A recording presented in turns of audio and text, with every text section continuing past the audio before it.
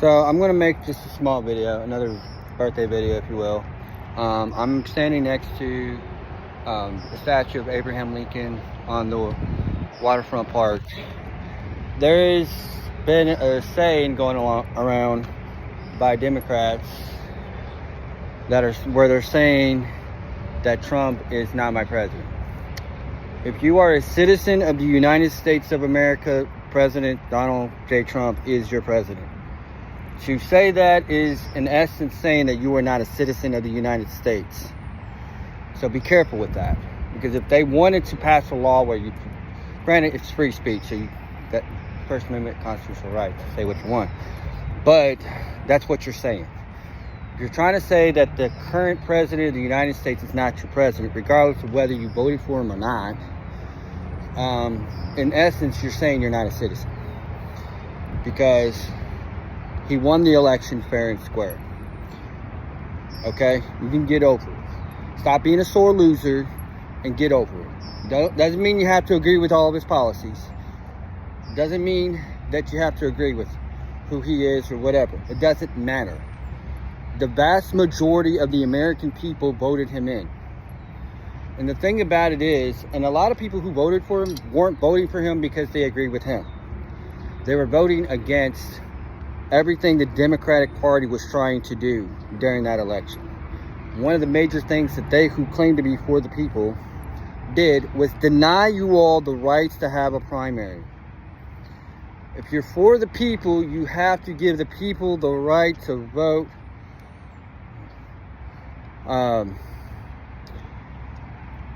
You have the right to vote for who you want to run in an election. Okay? Now, I understand the Republicans may or may not have a primary. I don't know for sure. But if they didn't, it's because everyone else dropped out. But if the other people didn't drop out of the race, they would have had a primary. However, because Biden did not drop out until, 2-3 months before the race was up, knowing the American people knew he wasn't able to do the next 4 years, for months prior to him dropping out, we could see his health deteriorating.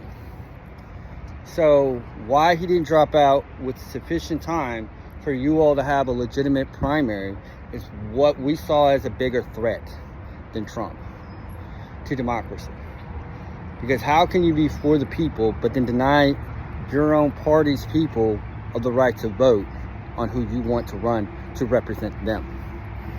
That's not for the people. Okay? And so the reason why Trump won is, one, Democrats saw that. Some Democrats saw that and they're like, nope, we're not supporting that. That's a real threat to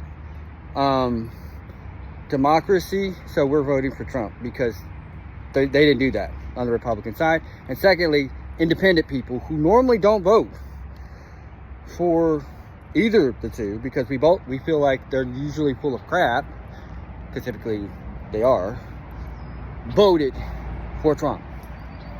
Because again, they saw what they did with Kamala Harris. It had nothing to do with Kamala Harris as a person. It has everything to do with what they did to put her to that position.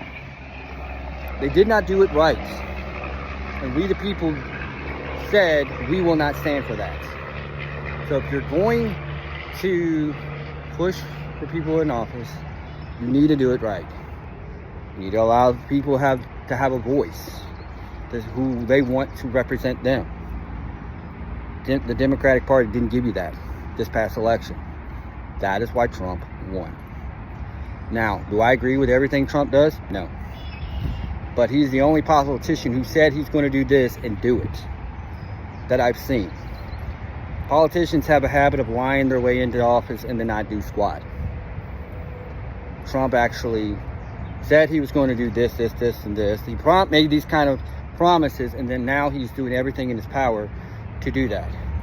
Am I a major Trump supporter? No. There are things I disagree with him. I probably would disagree with him on. But there are things I would agree with him. So, me saying this, it doesn't... I'm not independent. Let me be very clear. there are a lot of times Republicans are just as equally full of crap in certain things as Democrats. But in the past couple of years, actually, Republicans makes more sense in what they say. And the ideology, meaning their ideas and what they are saying and what they're teaching, matches to what me as a Christian believe and stand for. So I'm not a full-blown Republican in the sense that I haven't, like, I'm on the ballot, I'm marked as independent, okay? But if a politician, it doesn't matter if they're Republican, Democrat, whatever, if they are going to go against what the Bible says and what the Constitution says, in my opinion, they shouldn't be in office. If they're there for themselves and not for the people, they need to get out of there. We need people who are for the people, not for them, just to line their pocketbooks off of people's hard work. So, at the moment, I am pro-Trump in the sense of a lot of things he does. Now, when it comes to immigration, what is my standpoint? I believe because we have laws, we are a nation of laws, the logical thing is for those who are not legal needs to do everything in their power to become legal citizens. If you want to be in this country, you need to be a legitimate citizen of the United States. We should not be wasting money on paying for stuff for non-citizens. If we are spending more money on non-citizens than we are on our own citizens, you're burning money. Okay? You show that you care less for the people who actually pay the taxes. Because non-citizens do not pay taxes, if I'm not mistaken. So that's money that could have went to pay, like, help veterans who are suffering with mental disabilities, PTSD, a bunch of other stuff, had consequences for risking their lives to protect this country. But we can't because we're too busy spending the money on people who came here illegally. They refuse to follow the law. So, you may hate my guts for saying it, but I'm not saying we need to kick them out. I'm saying they need to do what they can to become legal citizens if they want to stay here. That's my personal view on that. That if it's a hard process, I get it, but they need to do it legally. We're a nation of laws. To say that laws don't matter is to try to throw everyone into anarchy. That's not going to work. The laws are here to protect us. The laws are given, to God-given, to protect us from the stupidity of those who don't want to obey the law.